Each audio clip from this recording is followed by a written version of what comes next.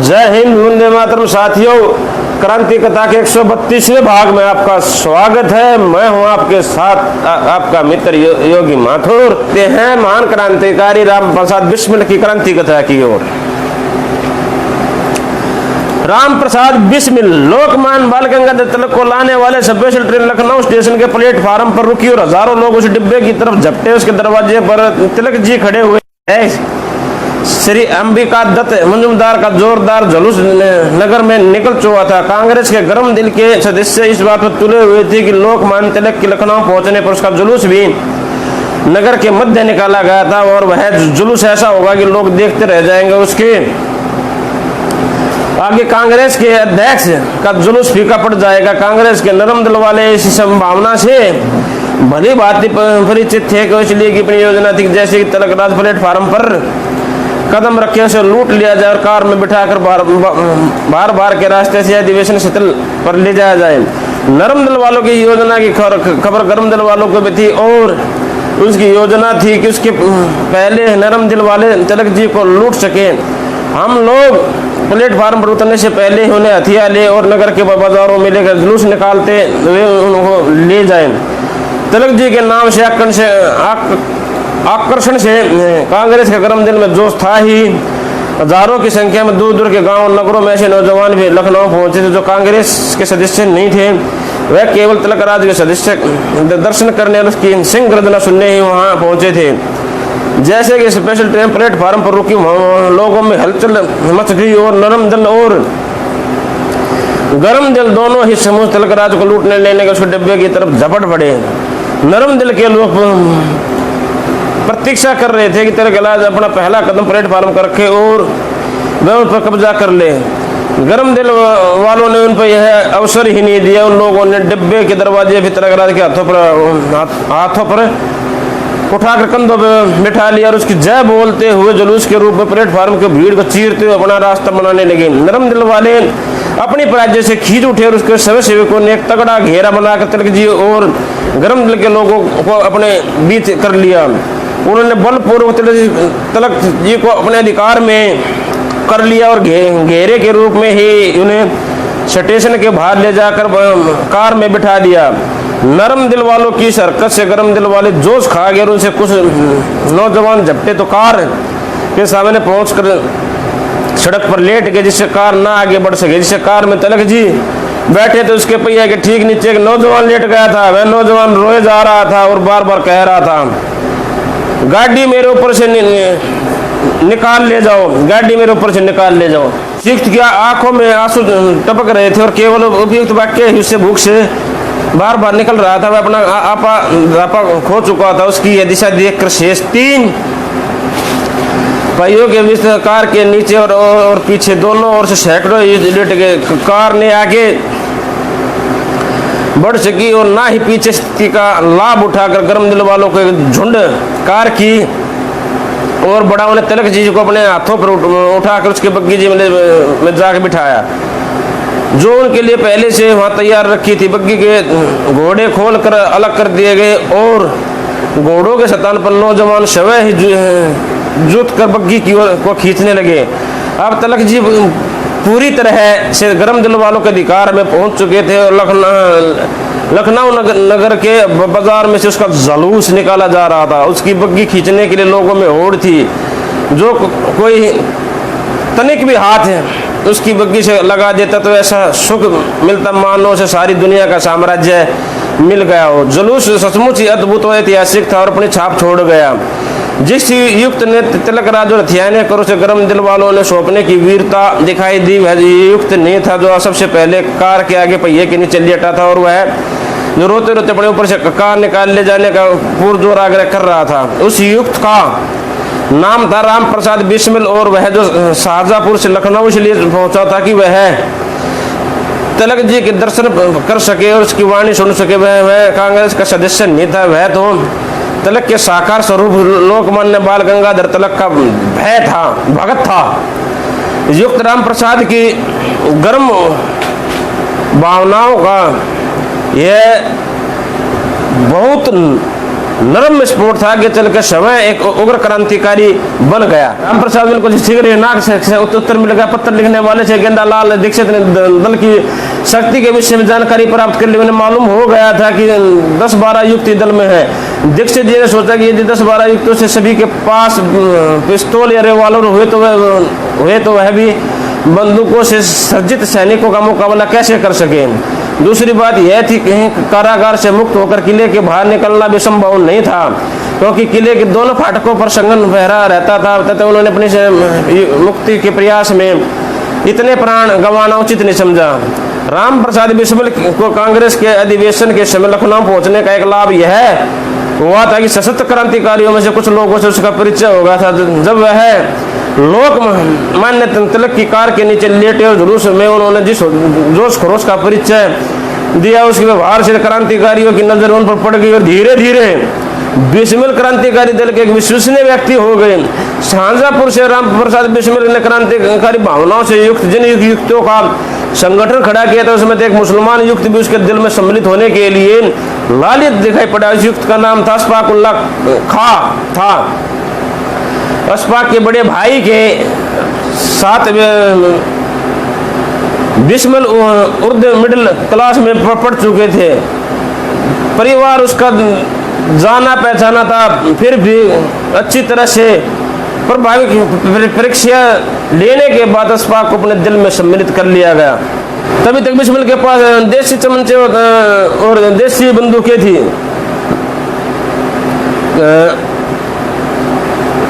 कारतूसी हथियार प्राप्त करने की उसकी तमन्ना थी। उसे मालूम था कि ग्वालियर के रिटायर्ड पुलिस सुप्रिटेंडेंट महोदय अपने राइफल बेचना चाहते थे। राम प्रसाद बिस्मिल अशफाक को साथ लेकर ग्वालियर जा पहुंचे।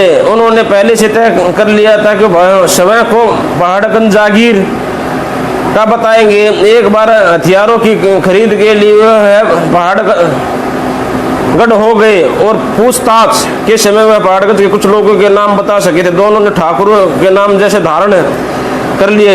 पुलिस सुप्रिटेंडेंट महोदय के पास जब पहुंचे तो उन्होंने अपनी राइफल खरीदने का विचार प्रकट किया। तो वह सुप्रिटेंडेंट साहब ने कहा कि आप लोग अपने यहाँ के थानेदार से एक आशय का पत्र ले आइए कि आपको जानते कि बिस्मिल और अशफाक पत्र लाने के बहाने वहाँ से चले गए।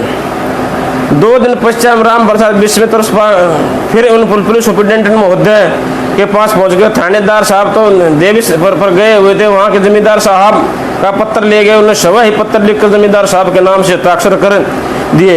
रिटायर्ड पुलिस अफसर ने जब यह पत्र देखा तो वह संतुष्ट तो हो ही गए, पर उन्होंने एक नया प्रस्ताव रखा गया जो यह है कि आप लोग मेरे साथ यहाँ के थाने तक चले जाएं। जब तक ये प्रस्ताव लोगों ने सुना तो बोले कि साहब उस समय तो हम लोग अपने घर वापस जाने में की जल्दी में थे। यदि आप चाहे तो हम कल उपस्थित होकर आपके साथ थाने भी चलेंगे और कल ही आपकी राइफल खरीद लेंगे। रिटायर सुप्रिटेंडेंट महोदय ने सोचा कि ऐसा ना हो आया हुआ कि ग्राहक हाथ से चला जाए। उन्हें पैसे की आवश्यकता थी और दाम भी उन्हें मुंह मांगे मिल रहे थे। बिना उन्हें थाने ले जाकर उन्हें अपनी राइफल और लोगों के साथ बेच दी। इस दौरे में माउजर पिस्तौल और एक रिवॉल्वर भी उन लोगों के साथ लग गए। बिस्मिल और अशफाकुल्लाह खां के सामने अब समस्या यह थी कि कितने हथियारों को वह शाहजहांपुर तक ले गए। अंग्रेजी इलाकों में बहुत छानबीन और तलाशी होती थी। इतने हथियारों को ले जाना खतरे से खाली नहीं था। राम प्रसाद बिस्मिल को एक युक्ति सूझी और वह हथियार अशफाक के साथ छोड़कर अकेले शाहजहांपुर गए और उधर अपनी छोटी बहन शास्त्री देवी को अपने साथ लेकर ग्वालियर पहुंच गए। राम प्रसाद बिस्मिल ने अपनी छोटी बहन की एक टांग से राइफल बांध दी और दूसरी टांग से पिस्तौल और रिवॉल्वर। दोनों टांगों में खपचियों के टुकड़े इस प्रकार बांध दिए गए कि उसके सिरे टांगों के बाहर दिखाई देते रहे। दोनों टांगों पर पट्टियां बांध दी गई जो अस्पतालों में बांधी जाती है। अपनी बहन को इस प्रकार जख्मी के रूप में सचित करके बिस्मिल अपने साथी अशफाक की सहजता से उस हाथों पर उठा कर ट्रेन में लिटा कर शाहजहांपुर ले गए। रास्ते में 2-4 बार उन व्यक्तित्व देना पड़ा। बहन ऊंचे स्थान से गिर पड़ी और हम लोग वहाँ प्राथमिक उपचार करा के अपने घर लखनऊ जा रहे थे। वहाँ उसका पक्का इलाज होगा।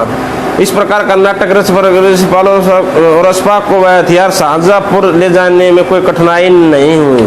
और कहां से इतनी शक्ति, भक्ति और प्रेरणा भर देते हो इन भारत के क्रांतिकारी बलिदानियों में।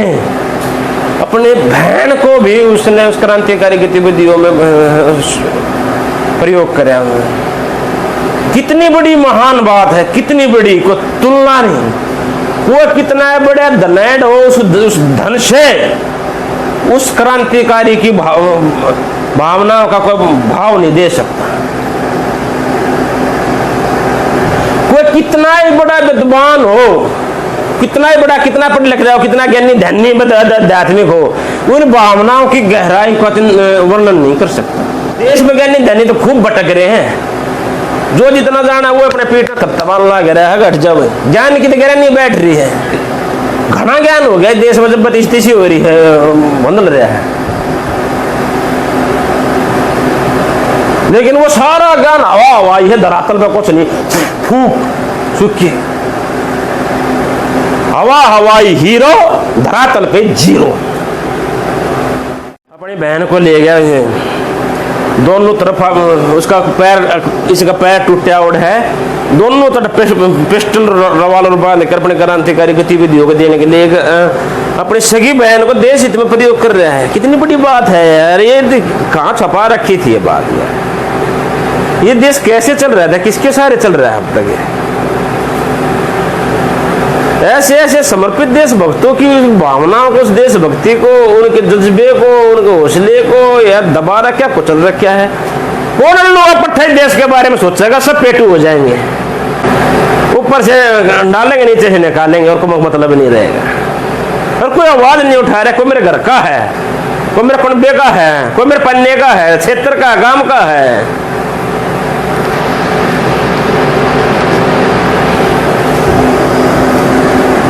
मैं लिखता रखता दू हूँ, मैं को ज्ञानी धनी बनी तो नहीं, लेकिन इतनी बात लिख के दूँ धरती के इतिहास पर, जिससे बड़ा टाइम ये धरती पर आया नहीं होगा भाई, आया नहीं होगा। इतना इतना बड़ा वक्त अब चल रहा है। क्यों कहूँ ये बात? तक जब को भटका होगा लोग, मैं लालच में इसमें, लेकिन इतनी चमक चांदनी नहीं थी कभी जितनी आज की चमक चांदनी आज है। इतने दोहरे चोरे चरित्र नहीं थे जितने आज हैं। इतने भौतिकवाद और भ्रमितवाद के संसाधन नहीं थे जितने आज हैं। और किसी इंसान की कलिंदी फंसे गैस हो है तो तुरंत उसका कुछ ना कुछ ऑप्शन निकाल कर तुरंत बाजार में आ जाए। पहले खाना खा के और बाहर जाया करते लैटरिंग करना, जंगल पखाना करने, अब बाहर खा कर लैटरिंग में आ गए। और तकलीफ कितना किसी का खाते खाते पेट बढ़ जाए तो साइंस ने इतनी तरक्की कर रखी है उसके अंग्रेज की सीट बना।